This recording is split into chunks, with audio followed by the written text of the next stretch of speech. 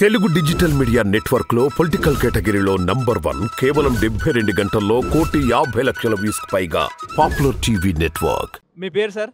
నా పేరు గోలిరాజు. ఏం చేస్తారండి? లింగంపల్లి ఆర్యవైశ్య సంఘం అనేది ఒకటి ఉంది. దానికి mandal president, founder president, mandal president.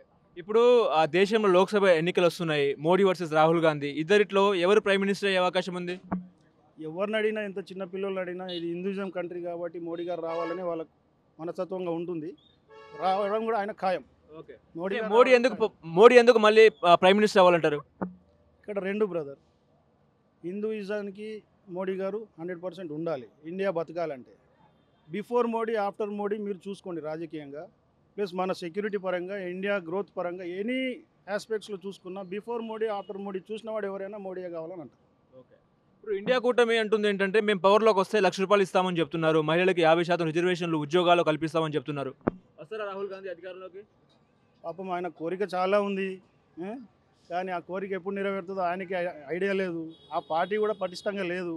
India కూటమి అనేది అప్పుడే పార్టీలు కలుస్తున్నాయి, విడిపోతున్నాయి. దానికి స్టెబిలిటీ అనేది లేదు. స్టెబిలిటీ లేని పార్టీలను ఎవరు నమ్మరు.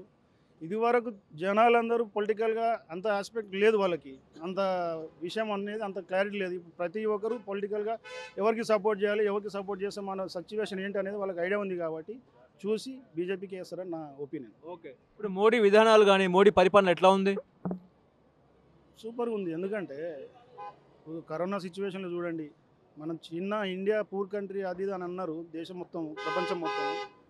కానీ మనం మెడిసిన్స్ సప్లై చేసిన విధానం కానివ్వండి, మోడీ గారు చేసిన హెల్ప్ కానివ్వండి, ఆల్ ఓవర్ ఇండియాలో, ఆల్ ఓవర్ వరల్డ్లో ఇండియా వాట్ ఈజ్ ఇండియా అనేది ఐడెంటిఫై చేశారా లేదా, అదొకటి చాలా నిదర్శనం. ఏది ఇండియా ఏ లెవెల్లో గ్రోత్ అవుతుంది అనే దానికి. ఫార్మాస్యూటికల్గా కానివ్వండి, ఐటీ సెక్టర్లో కానివ్వండి, ఎట్లయినా రియల్ ఎస్టేట్ విధంగా కానివ్వండి, ఏదైనా కూడా ఇండియా అనేది ఏ లెవెల్లో ఉందనేది ఒకప్పుడు ఎట్లా ఉంది, ఇప్పుడు ఇంచుమించు అంటున్నారు 3rd పొజిషన్లో ఉండొచ్చు ఇండియా అని. ఇప్పుడు మోడీ రామ విగ్రహ ప్రతిష్టాపన, ఆర్టికల్ 370 రద్దు, దేశ రక్షణ ఎట్లా ఉందంటే ఏం చెప్తారు? అన్నీ పాజిటివ్గానే ఉన్నాయి. నిన్న మొన్న CAA కూడా ఉంది, అది కూడా క్లారిటీ వచ్చేసింది. 99% అది కూడా క్లారిటీ అయినట్టు కదా. దాంట్లో అది కూడా ఒక విజయమే కదా మోడీ గారిది. 5 హడిల్స్ అన్ని క్రాస్ చేసుకుంటూ వచ్చారు కాబట్టి ఇది కూడా క్రాస్ చేశారు, దీంట్లో కూడా సక్సెస్ సాధించారు. సో ఎలక్షన్ ఎంతో దూరం లేదు కాబట్టి ఇవన్నీ ఎగ్జాంపుల్స్. 100% మళ్ళీ మోడీ గారు రావడానికి ఇది మంచి అవకాశం, మంచి ఆలోచన విధానం కూడా, వాళ్ళ అన్ని ఆస్పెక్ట్స్ అన్ని బాగుంటాయి. ఇప్పుడు తెలంగాణ విషయానికి వస్తే, తెలంగాణలో బీజేపీకి ఎన్ని సీట్లు వచ్చే అవకాశం ఉంది? అవుట్ ఆఫ్ 17లో 8 బీజేపీకి రావచ్చు, 7 కాంగ్రెస్కి రావచ్చు, రిమైనింగ్ 1 or 2 బీఆర్ఎస్కి రావచ్చు. ఇప్పుడు బీజేపీ ఎంపీ అభ్యర్థిగా ఆ కొండ విశ్వేశ్వరరెడ్డి ఇక్కడ పోటీ చేస్తున్నారు, ఆయన గెలిచే అవకాశం ఉందా? ఆయన గెలవచ్చు, పర్సనల్గా కాకుండా పార్టీ పరంగా గెలిచే అవకాశాలు ఉన్నాయి. ఎందుకంటే మోడీ గారి అందరి మెయిన్ అజెండా ఏంటి, మోడీ. ఆ ఎజెండా మీద గెలిచే అవకాశాలు ఉంటాయి. Charisma BJP agenda, Modi charisma.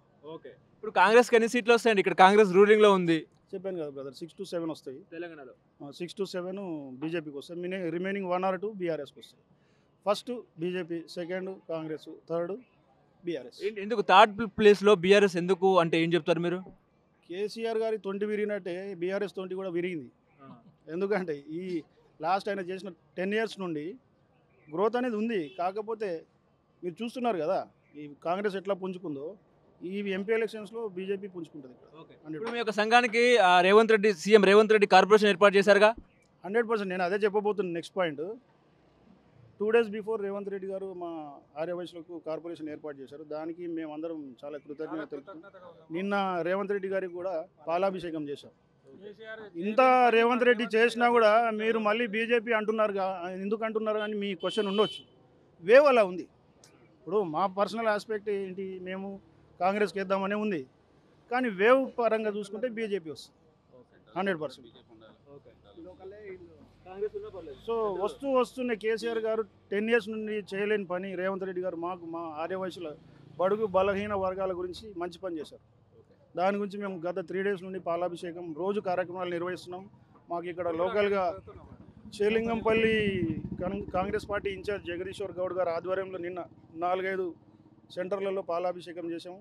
ఈరోజు పేపర్లు కూడా చాలా పెద్ద ఎత్తున మా తరపు నుండి వేయించాము.